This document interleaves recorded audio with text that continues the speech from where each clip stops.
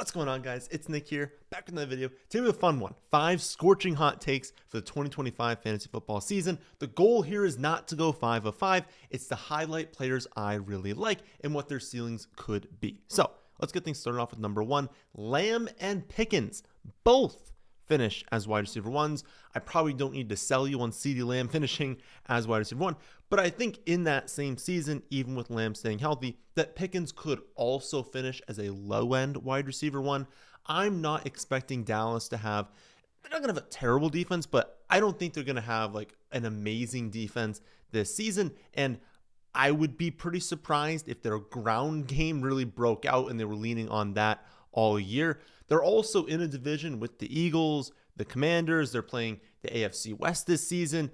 There are very few games on the Cowboys schedule that are just easy wins for them. That means there's going to be a lot of games where they're going to need to be throwing. And I also think it's super interesting just to see how their schedule played out.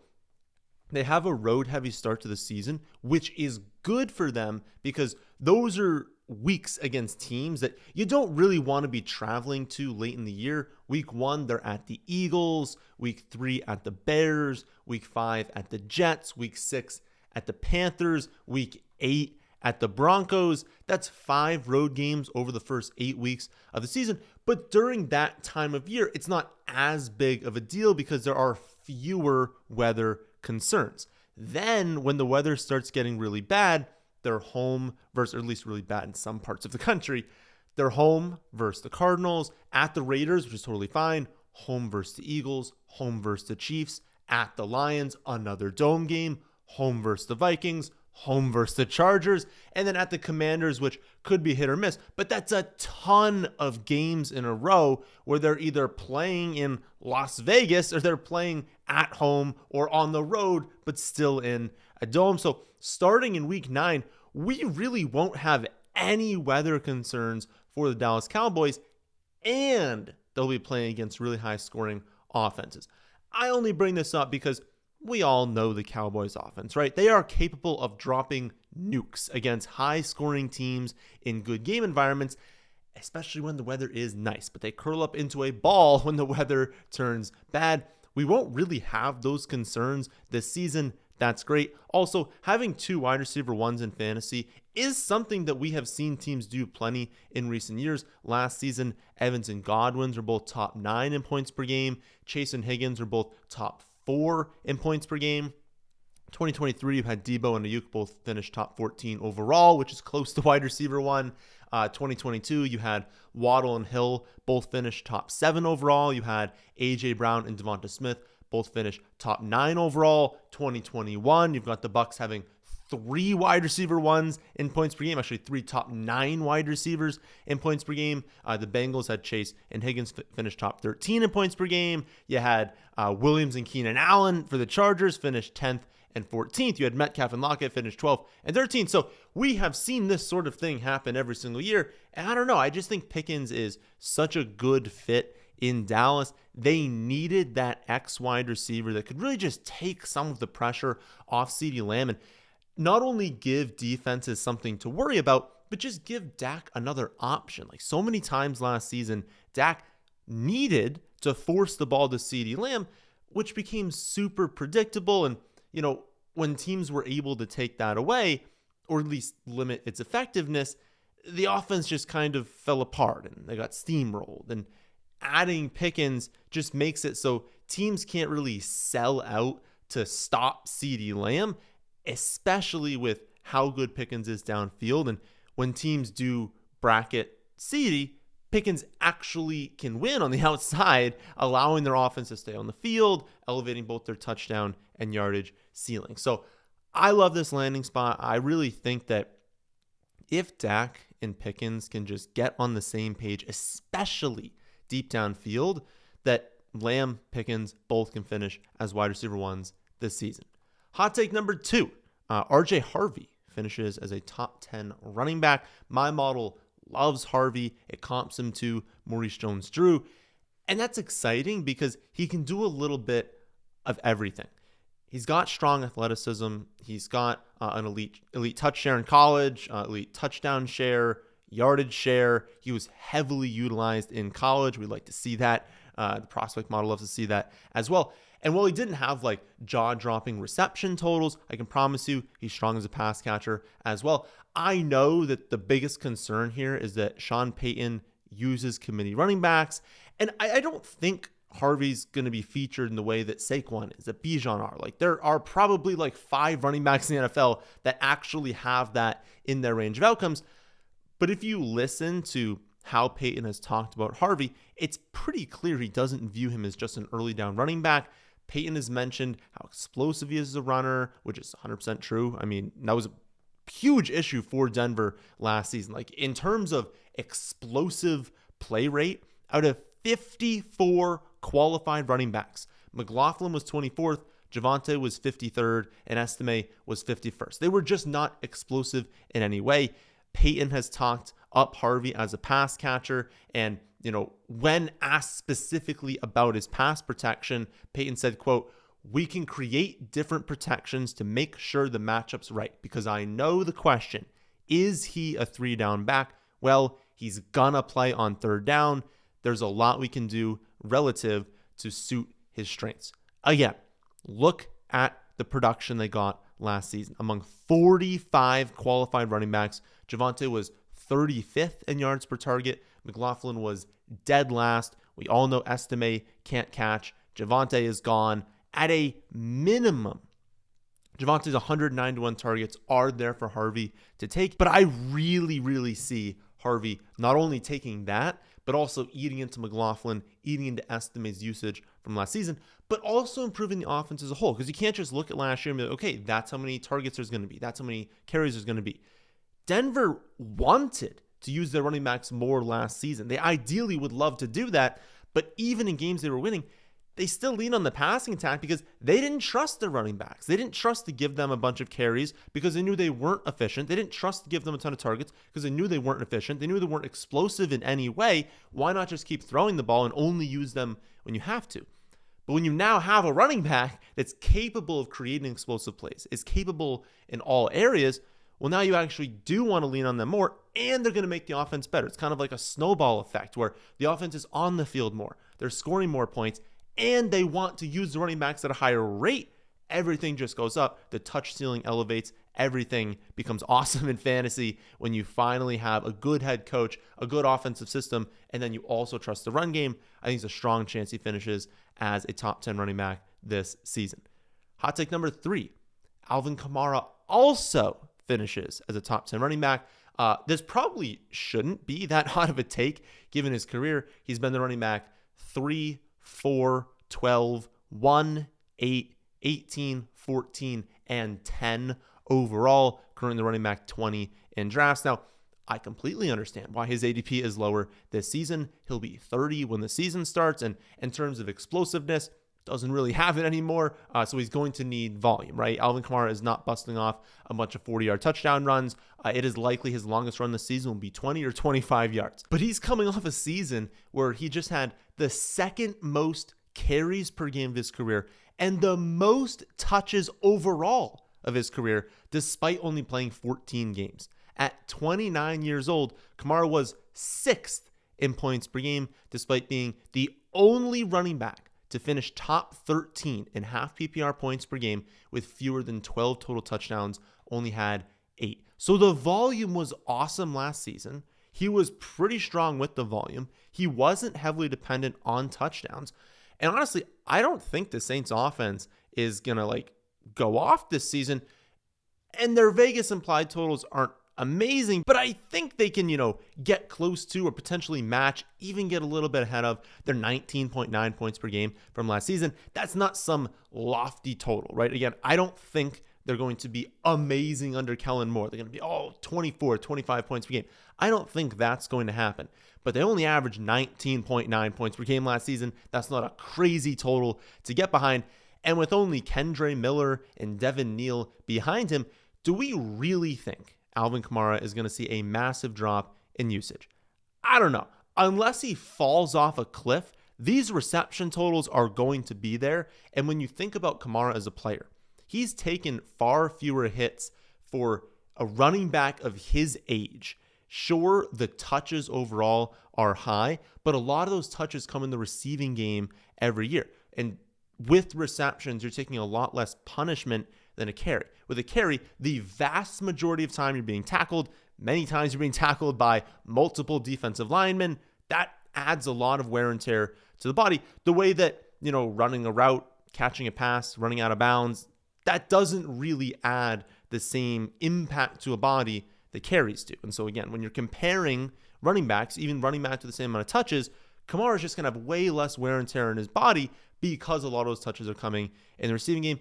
And at worst, even if he loses some carries this season, there is a 100% chance he's going to be remaining the passing down back, which is all we really care about in fantasy. He could have dropped 3 carries per game last season and still finished as a top 10 running back in half PPR points per game. So yeah, I think Kamara is set up for a great season. I think he's a very strong pick where he's going in drafts around that running back 20 spot. I've seen him drop beyond that when people get really excited about some of the rookies. That's a really good area to draft him because unless he drops like 10 carries per game, which is just not going to happen, Kendre Miller's not that good. Devin Neal's not some high-end prospect. This is his offense. He's going to be good this season. He's a really strong pick in drafts. Hot take number 4. Tyreek Hill stays with the Dolphins. Tua does not suffer another concussion, and a Miami stack wins someone $2 million on Underdog. Now, obviously, Tua's the riskiest quarterback in fantasy. I can't think of off the top of my head a riskier quarterback than Tua. His status obviously is going to be massively impacting on the offense this season. But you see that, right? But the ADPs of these pass catchers, I don't think the ADP of Devon Achane is really impacted by this. I think he's going kind of where he would if you assumed that Tua is going to stay healthy for most of the season.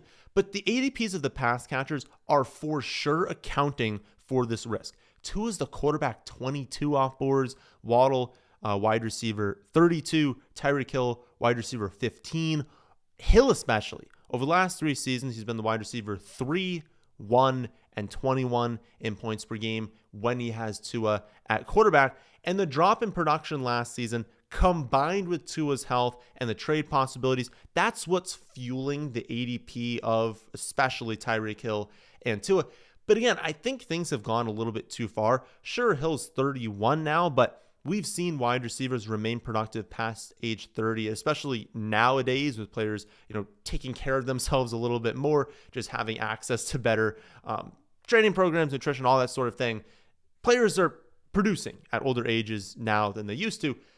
I think more of the drop last season was not his age, it was the foot and the wrist injuries. Like Tyreek Hill has only missed 1 game over the last 4 years. So when he's banged up, he remains out there. He didn't miss a single game last season, but he was playing through a torn ligament in his wrist. It's something that most players, the vast majority of players, would have gotten surgery to fix, ended their season. Not Tyreek. He played through that. I mean, credit to him. Played nearly half the season with a torn ligament in his wrist. Posted respectable numbers with Tua at quarterback. Again, even playing through this injury.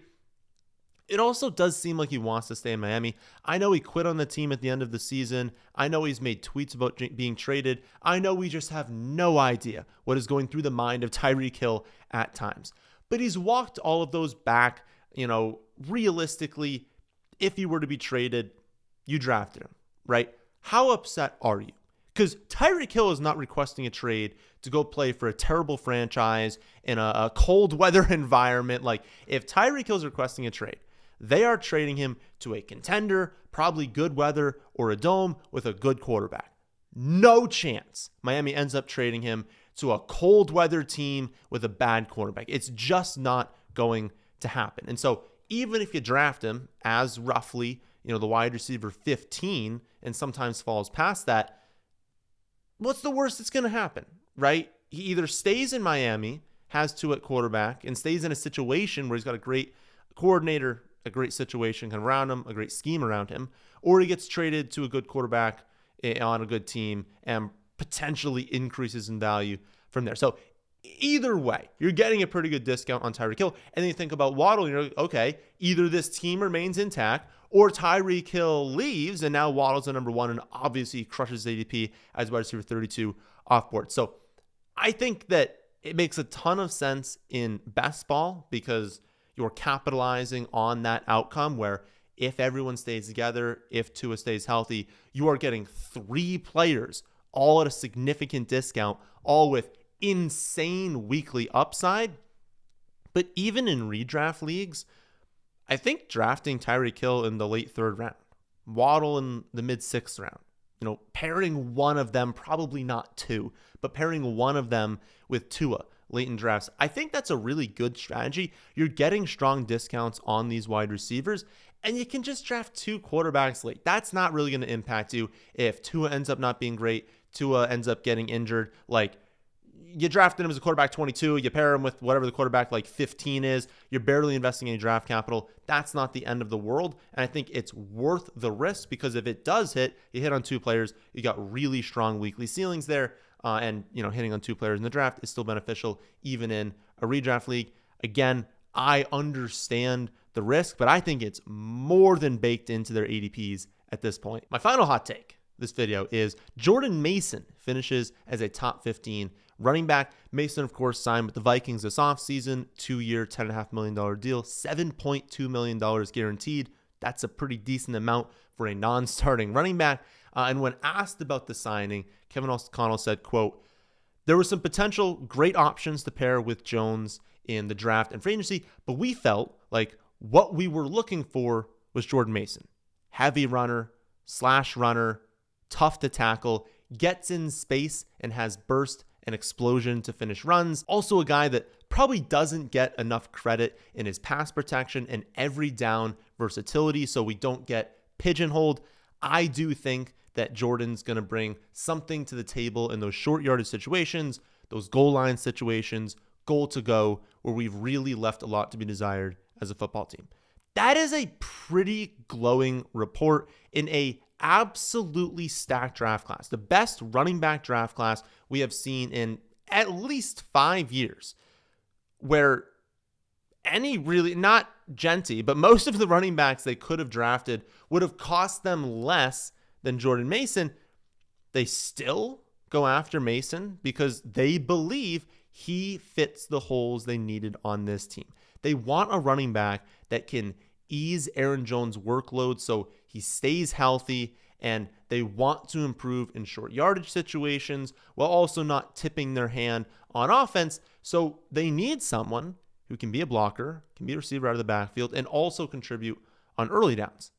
Sounds like a dream situation for us in fantasy, especially in such a high-powered offense like the Vikings, who play in 11 dome games, 2 of which come in the fantasy playoffs.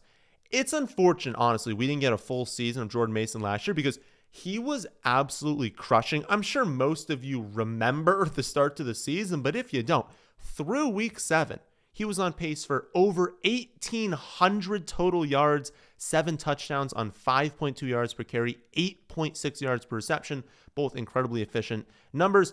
And that's including that game where he left after like a quarter and a half or a quarter and a quarter and 82 yards, 10 touches, where he was dominating but then had to leave due to injury. And this didn't come out of nowhere. This wasn't like some random player that no one had ever heard of all of a sudden producing for a couple of games and isn't actually that good. There have been reports his entire career that the 49ers really liked him as a player, and last summer, every single report was glowingly positive. He was crushing camp. They have said for 3 years now that they really, really like Jordan Mason, but he's been playing behind Christian McCaffrey. You're not going to see the field when you're playing behind Christian McCaffrey. I just think Mason's a really good running back and will not only have David Montgomery-like value while Jones is healthy, but has easy league-winning upside if Aaron Jones ever got hurt, or if Mason simply just plays his way onto the field more. You don't think if he's averaging over 5 yards per carry, is efficient in the receiving game, is great in short yardage, that they're just going to play him a decent amount? I think that's absolutely possible. And to get all of that as a low-end running back 3 to high-end running back 4, I think that is a fantastic deal with very, very, very limited downside potential and a ton of ceiling potential. So those are 5 hot takes for the 2025 season. If you really like any of them, or you have some hot takes of your own and you're itching to get into some drafts, head on over to Underdog. I've already completed 10 drafts this season. I'm in a ton of slow drafts as well. I am super excited to be drafting there all summer long. You know, I'm loading up on my boys Mason and Harvey, but Underdog's great because you can actually take shots on stacks like Miami, which are risky, right? And if you're in 1 or 2 redraft leagues, you might not want to sink your entire season by drafting Hill, Waddle, Tua, and then watching Tua get hurt in week 2. Like, that just might be something you don't want to do, and that's perfectly reasonable. But on Underdog, you can do a draft for as low as $3, and they have drafts with up to $2 million to first place, where you can actually capitalize on that ceiling if it hits, but not be stuck with like 1 or 2 redraft teams. You can draft a bunch of $3 teams and kind of diversify. Be like, okay, I want to stack up Miami here, but I also think Chicago could be good. I also maybe believe in the Saints offense. And, you know, maybe I want exposure to offenses like the Bengals, the Lions, and the Chiefs. You can do that on Underdog, building out the best teams you can with those stacks. Plus, if you sign up for your first account using promo code FFA, you will not only get a deposit bonus on their end, but you'll get both my draft and in-season rankings for free. This is not just Underdog. Obviously, you will get the Underdog rankings, which you can load directly into the app and use when you're drafting, but you get the redraft rankings. If you're in redraft leagues, you will get those for free. If you want in-season rankings and projections, you will get those for free. And all you got to do is sign up for your first Underdog account today using promo code FFA and join a draft, which is what you should be doing if you're playing on Underdog. Doesn't get much better of a deal than that. All right, that'll do it for this one. Thank you all for watching. I will see you all Monday for another episode of Mock Draft Monday.